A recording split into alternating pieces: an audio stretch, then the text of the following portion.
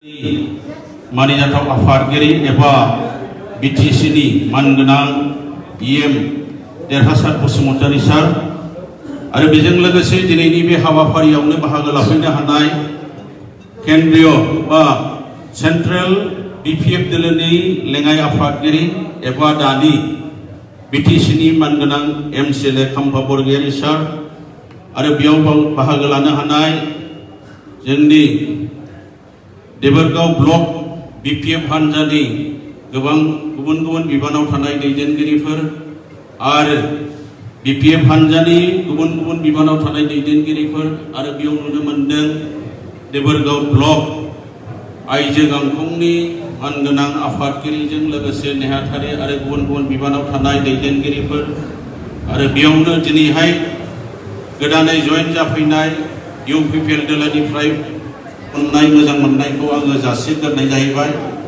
ইয়াত উপস্থিত আমাৰ দাদা ভাইসকল আৰু আজিৰ উপস্থিত হ'ব পৰা আমাৰ সন্মানীয় ব্যক্তিসকল প্ৰথমতে সকলোলৈ মোৰ আন্তৰিকৰ পৰা ধন্যবাদ জ্ঞাপন কৰিছোঁ।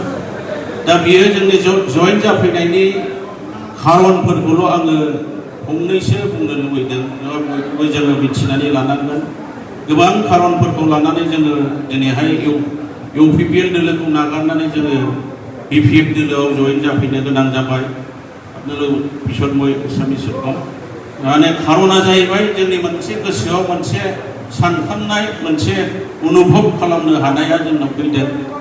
जाय व्यक्तिया हारि रैखाथि आरो थामोन्थानि थाखाय थांनाय थैनायजों जुजिबोबाय थानाय आरो बर' हारिखौ दिनैनि बे फरजासिम दैदेनबोनाय जाय व्यक्तिया मानगोनां हाग्रामा महिलारि सार बे समष्टिया बिथांनिनो समष्टि।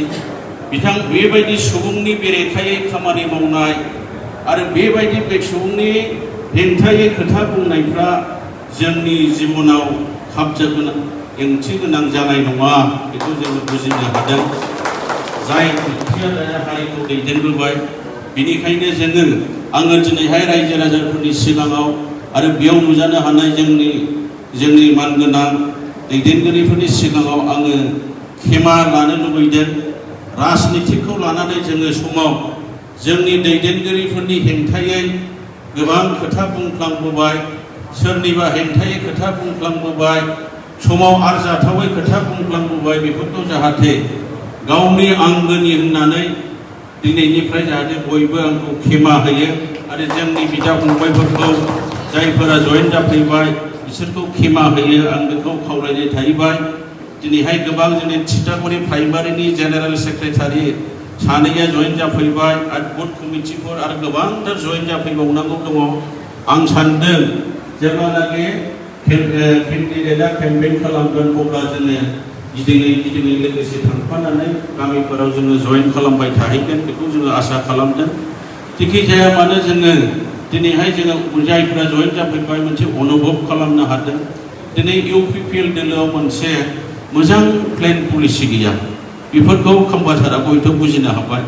प्लेन पलिसि गैया आरो मोनसे डिसिसनफ्रा थाब जाया जायनि थाखाय गोबां खामानिफ्रा दिनै उनफिननानै थानाङो आरो खोथा होनाय अभार कनफिडेन्ट खोथा होनायफ्रा बारा इउपिपिएल दोलोआव।